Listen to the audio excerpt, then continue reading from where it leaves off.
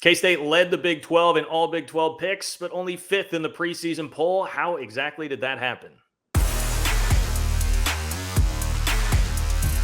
You are listening to KC Sports Network, the #1 podcast network for today's Kansas City sports fans. With former players from your favorite teams, informed perspectives, and former insiders, this is the place for you.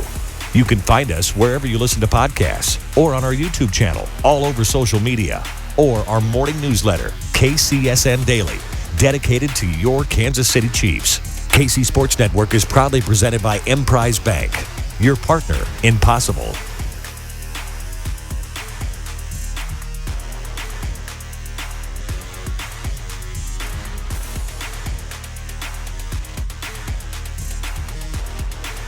Fremont Pod is back. I am John Kurtz, joined by Derek Young from K-State Online, Cole Manbeck, former K-State beat writer for the Manhattan Mercury.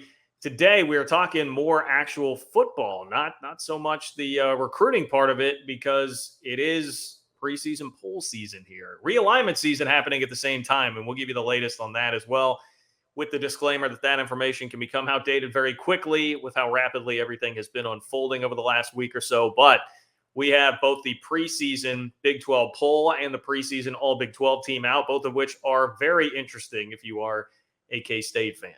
As always, we appreciate the support of Holiday Distillery. They bring you 360 vodka, Ben Holiday Bottle and Bond Bourbon.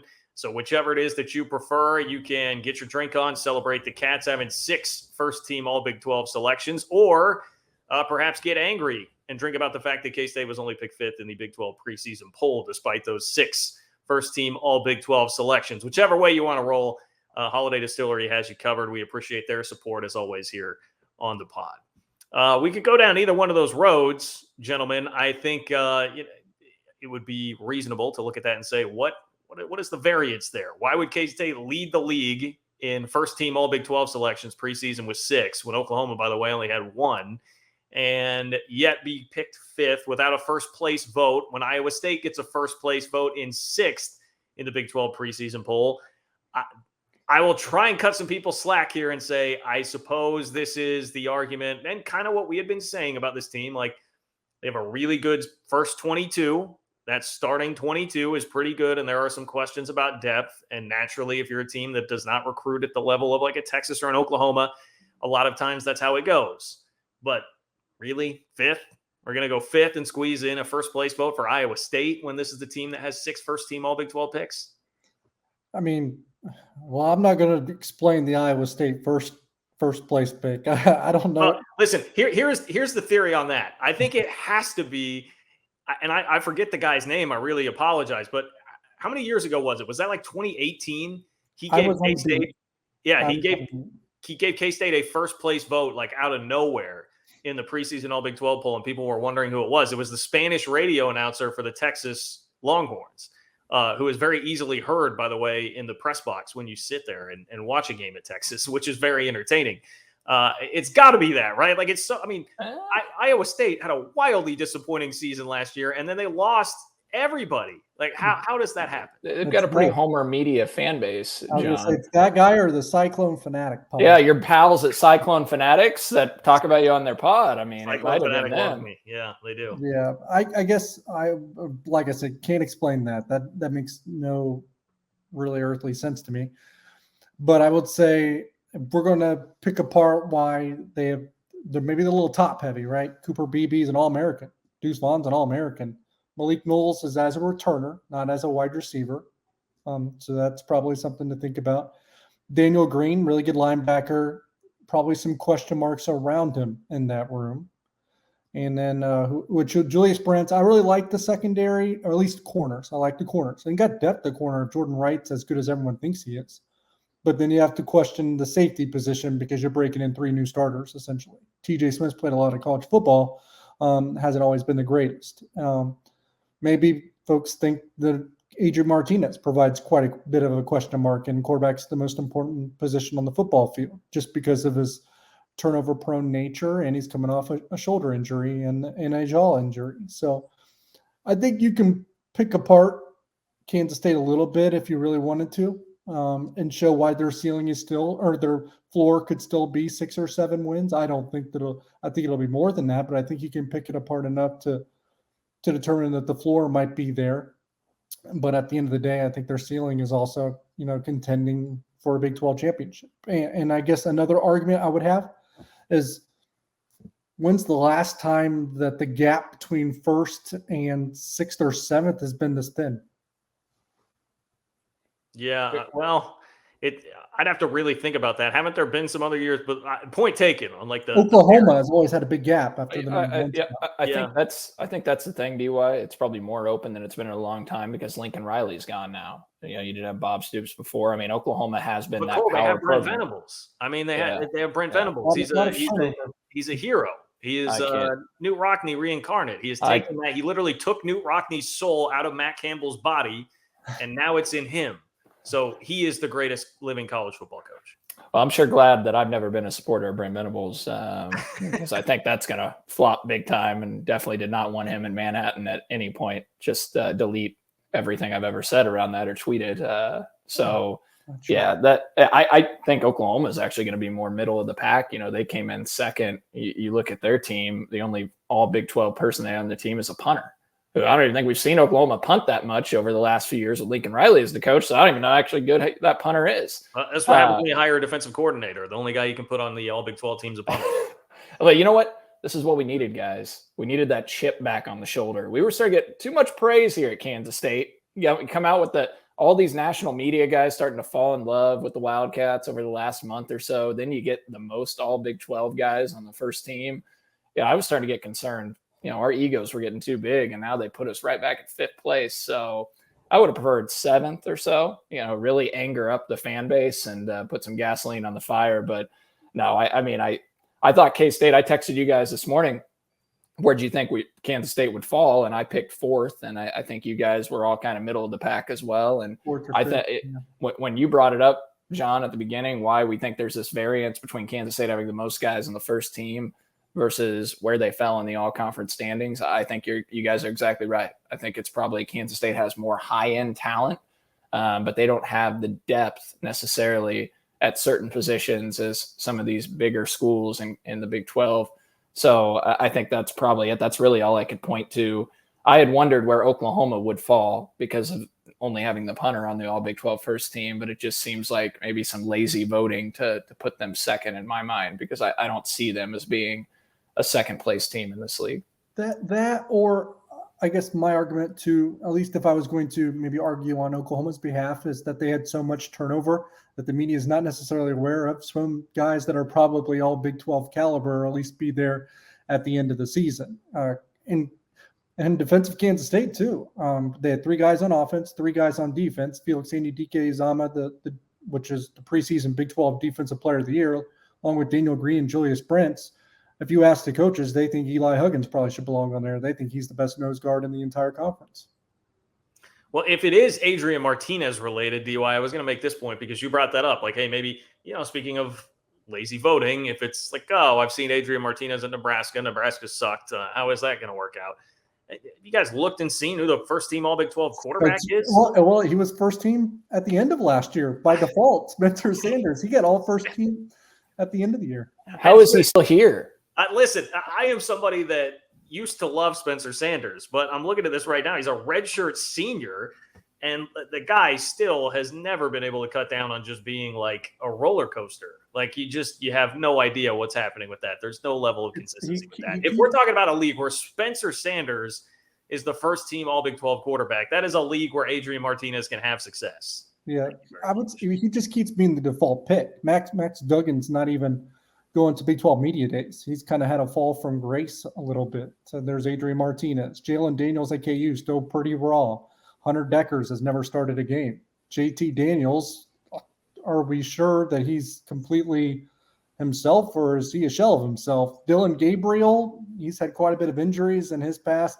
And he was newcomer of the year. Honestly, I wouldn't have hated Dylan Gabriel over Spencer Sanders as first team All Big 12 quarterback. Yeah, you would be kind of taking a stab in the dark, but it probably makes more sense. Yeah. By the way, we probably should have done this. This is my fault. Bad radio job by me here off the top. Bad podcasting, I suppose. But the actual preseason poll, Baylor was first. They got 17 first place votes. Oklahoma was second. They got 12 first place votes. Oklahoma State was third. They had 9 first place votes. Texas 4th. They had 2 first-place votes. K-State 5th. No first-place votes. Iowa State 6th with 1. TCU, West Virginia, Texas Tech, and then Kansas round out the preseason poll. Kansas, like, bringing down the rear once again, 48 points overall. Texas Tech had 119 in 9th place.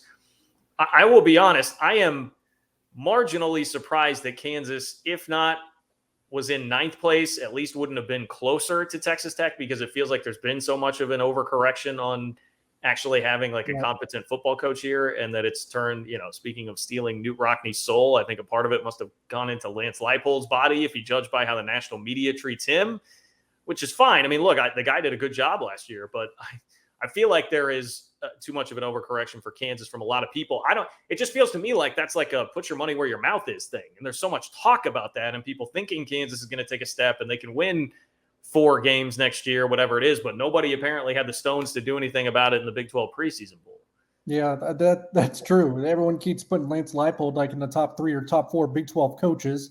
They apparently can win up to 4 or 5 games, but they're still last place. Now, the only thing I will say is I believe for like the last 5 years, they've been consensus last place.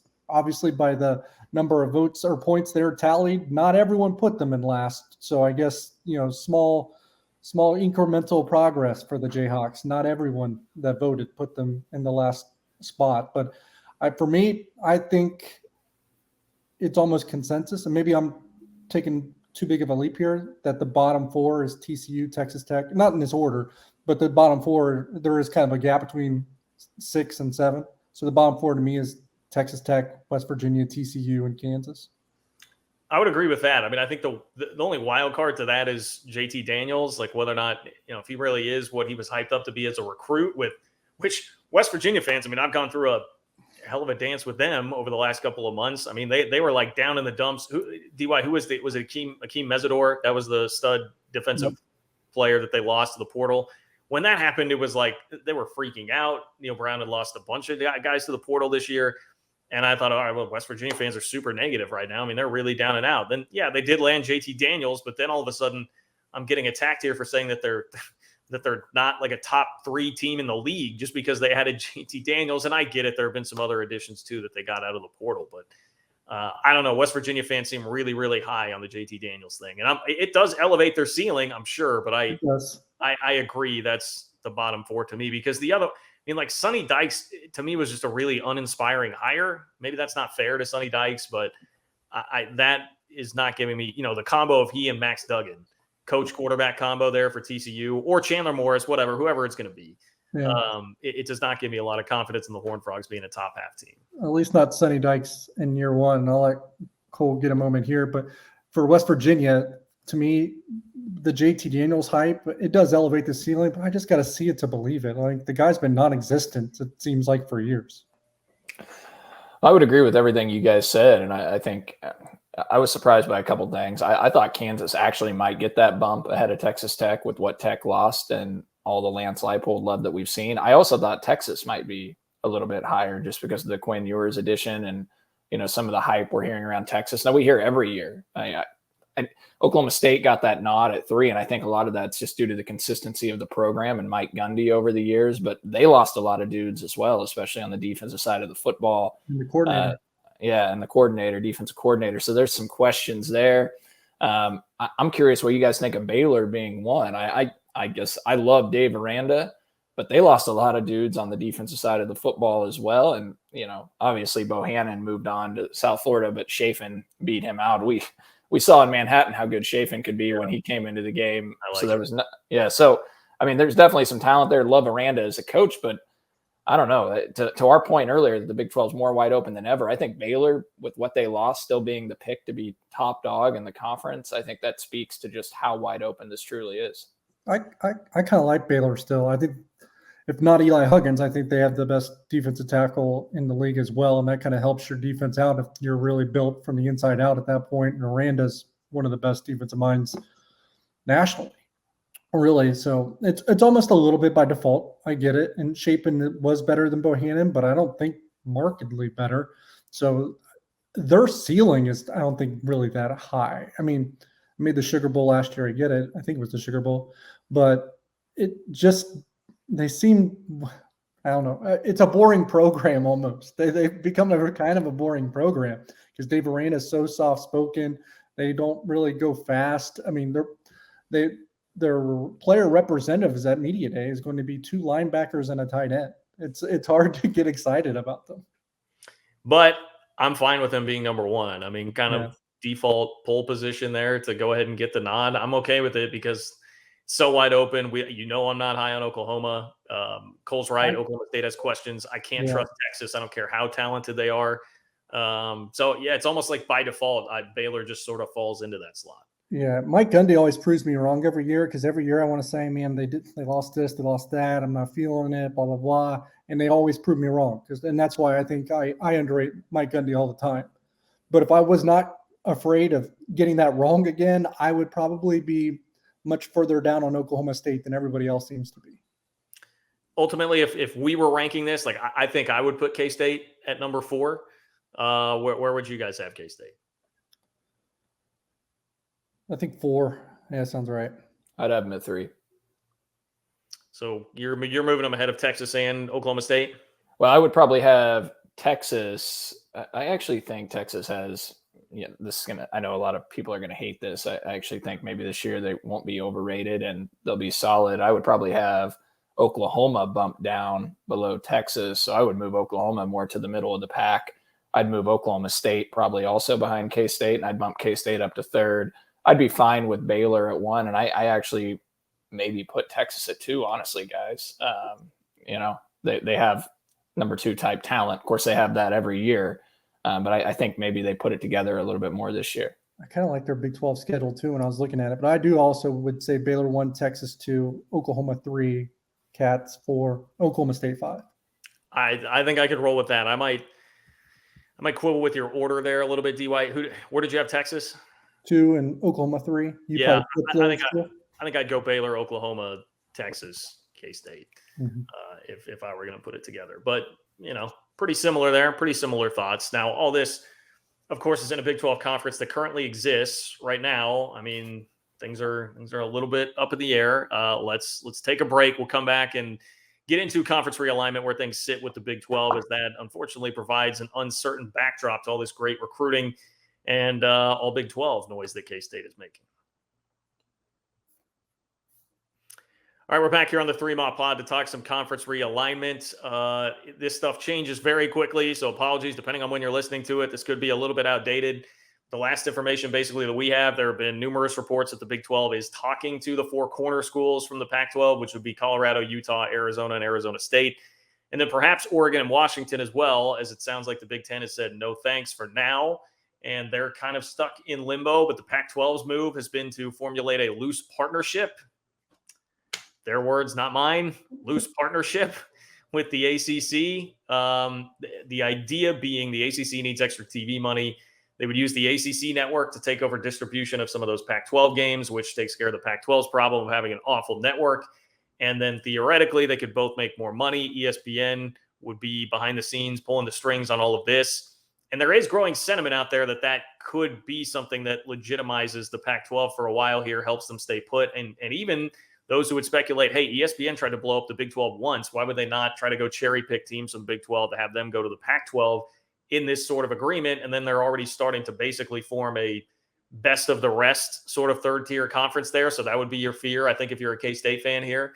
But the real question would remain, like, how much value are these leagues actually getting out of this money-wise? Because it seems to me like a tough putt to expect that even a conglomerate of the ACC and the Pac-12 is going to significantly increase the media rights values there. I mean, the latest number that's been floating around for the Pac-12 has been $220 million for the 10 schools. $22 million per school is awful.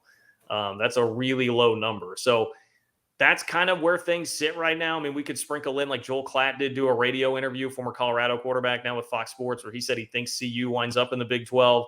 The Arizona 24/7 Sports guy has been saying he thinks Arizona's leaning Big 12, but having a hard time getting everybody else on board there right now.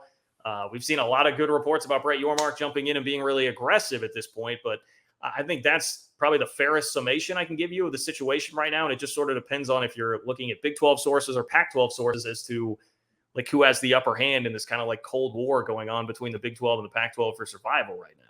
Yeah, and the Big 12 sources are saying Brett Yormark, the new commissioner, is being ultra super aggressive, and the Pac-12 sources are saying George Kliavkoff, a relatively new commissioner, is kicking ass, right? Kicking ass. That's been the quote multiple times. He's kicking ass, baby. So they're going back to the well with the same source over and over again. Sources are telling me he's also taking names.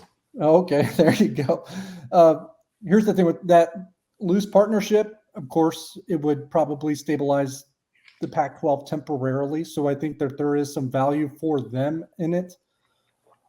Is there value for the ACC? That's where I have a hard time here, because the Big Ten or the ESPN is getting a bargain at the rate that they have the ACC network.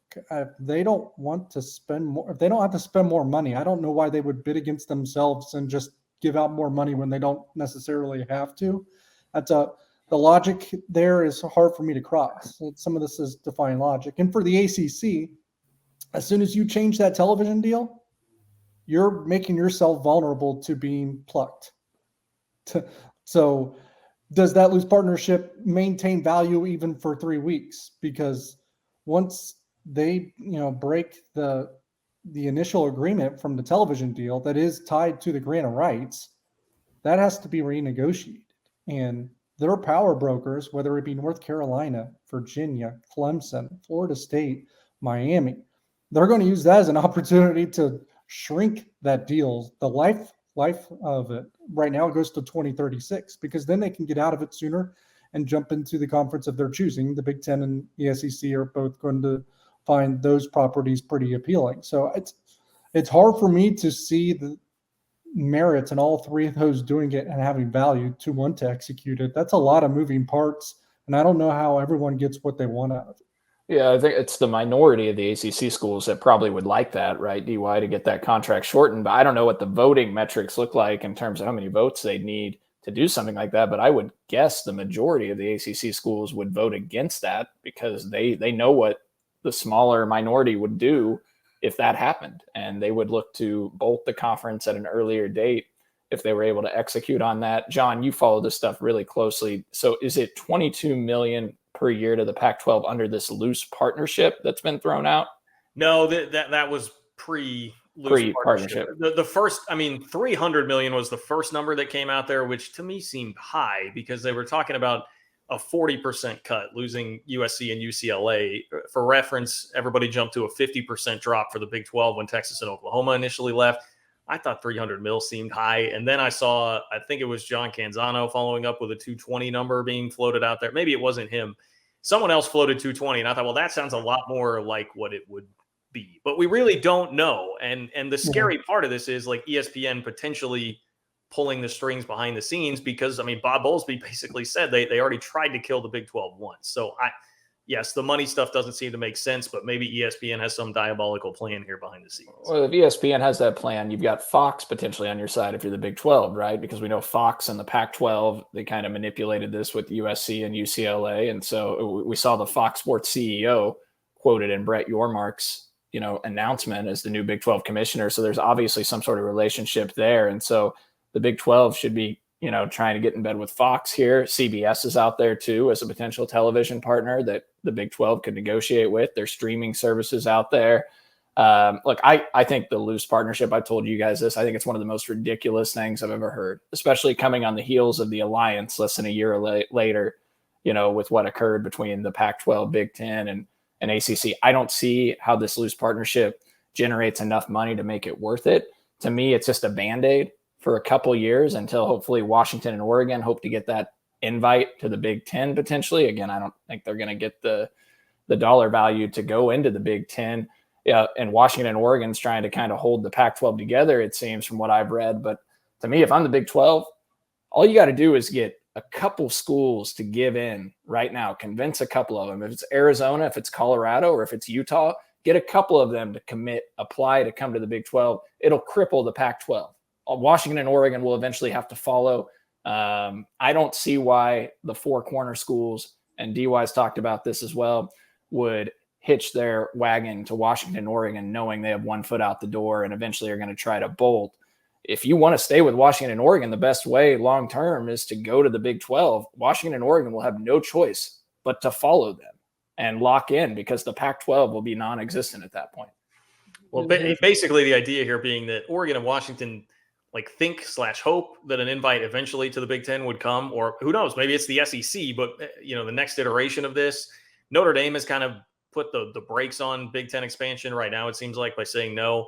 So Oregon and Washington need like a temporary home, basically, and I think everybody understands that. So if I were the Big 12, I would be floating out there like, hey, you guys come in, don't even worry about it. We won't hold your feet to the fire on anything. Leave whenever you want. Like, that's the kind of thing I would be doing if I were the Big 12 right now, because make concessions to get them to come here. I know we all want to be unified and not bow down to anybody like we did Texas, but like, to kill the Pac-12 and keep your survival going and steal a few years with Oregon and Washington, to me, it would be worth making concessions there on just letting them leave whenever. Yeah, I mean, it's concessions, but it also ensures your survival for another round, however long that may be. And that's all you're trying to do at this point.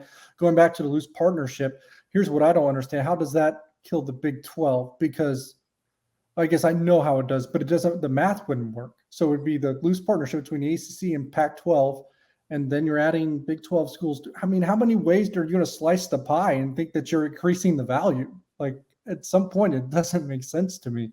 I don't get it, because I don't know how that craters the Big 12 in that point. Because if you do that, then you're north of 20 schools at that point, right? Yeah, I mean, I guess it would depend, and I am going off of a lot of this is just theories that have kind of been floated out there. But I think the idea being, if ESPN had their way, they would take the best of the Pac-12, the best of the Big 12, and combine that to form one conference. But the only way you could really get close to doing that right now is keep the Pac-12 intact and have them pick off some Big 12 schools, because like you said, Cole, Fox could be really helping out the Big 12 here. ESPN obviously is on the other side of this. So it's like, this summer would be the time to get that to happen if you could. And the sell, I think, for Big 12 schools would be, hey, we won realignment. We got to go off with the best of the rest and like kind of leave these losers behind, even though there does seem to be a lot of togetherness within the league right now. I'm with you, though. I mean, the math of it, I don't know how it would all work out. And even if you read the detailed reporting right now on this loose partnership between the ACC and the Pac-12, they're saying it could take months to sort out, like months to know exactly what the financial details will be on this. Meanwhile, the Pac-12 is trying to get a TV deal signed in the next like 30 days. So there are just a lot of moving parts. And it sounds like the Pac-12, nobody can trust Oregon and Washington, understandably so. And they're like, hey, how can we trust you to make a commitment to this league? So it's all these different valuations that schools are having to make. How much do I trust Oregon and Washington? How much do I trust the Big 12 will be a good home? So much is happening, and you have some schools making statements in support of the Pac-12 and some not. I mean, that was an interesting thing. Arizona State and Colorado each made like public affirming statements about the Pac-12, but Arizona and Utah did not. So are they more on the fence about the Big 12? Can you pull them and then get everybody else to follow? Like, there's a ton going on. There's so many dynamics to all of this. Yeah, and I guess the last thing I'll say, if the ESPN cared so much about that being number 3, I mean, they could just give the ACC a sweeter deal and ensure that those schools stay. I mean, they could, but they don't care about that.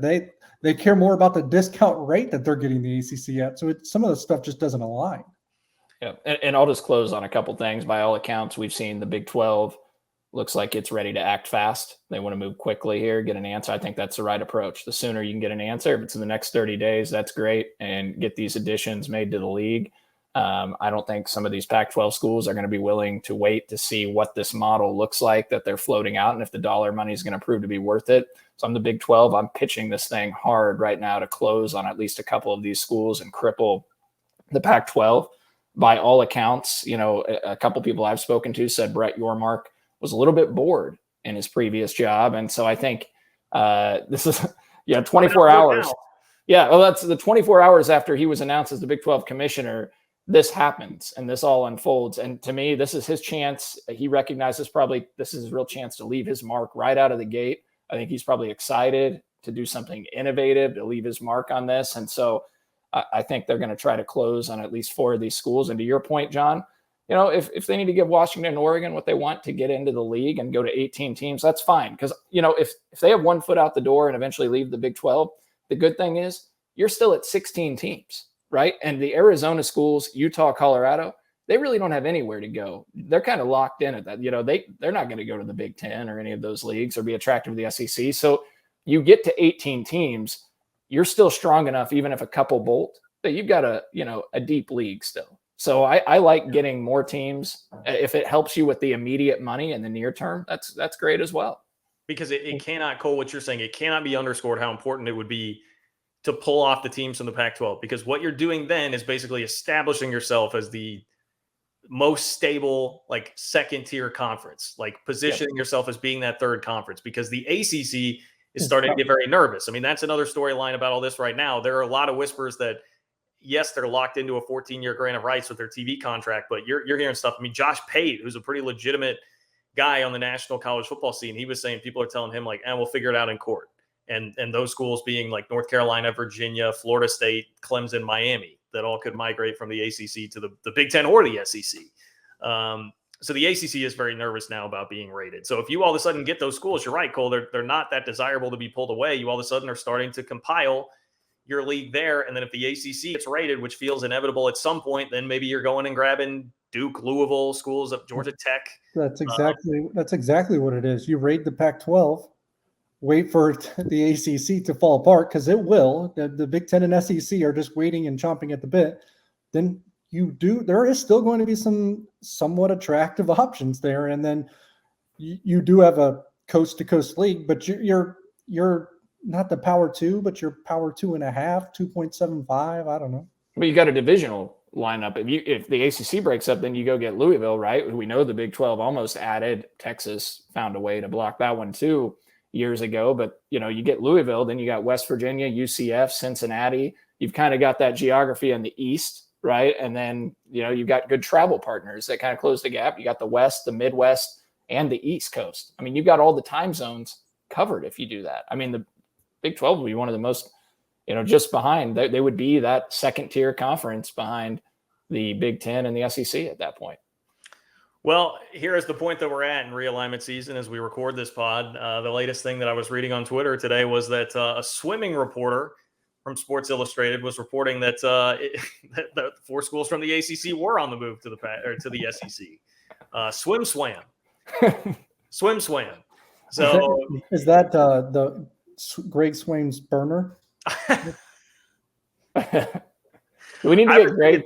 I was thinking more maybe it was Sliced Bread, who was the anonymous message board poster that started all that stuff with Texas A&M.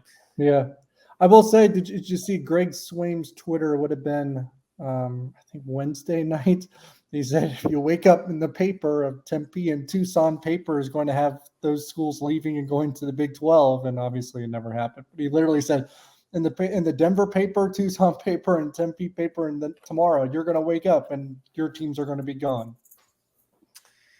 It's realignment season, man. Everybody thinks they have a source. Everybody thinks they know, but really, look how quiet I'll end on this. Look how quiet the Texas-Oklahoma thing stayed. Look how quiet the UCLA-USC thing stayed until it actually happened and broke. The important decision makers who really, really know what's going on, they can keep the legitimate information pretty quiet, I think, here. So basically, this whole podcast may be rendered completely useless, but it sure was fun to speculate. And thank you for joining us. Appreciate Holiday Distillery, 360 Vodka, Ben Holiday Bottled and Bond Bourbon. Check out both of those great drink options that they offer. We appreciate Tucker Franklin behind the scenes. For Cole Manbeck and Derek Young, I am John Kurtz. We'll talk to you again next time on The Brief.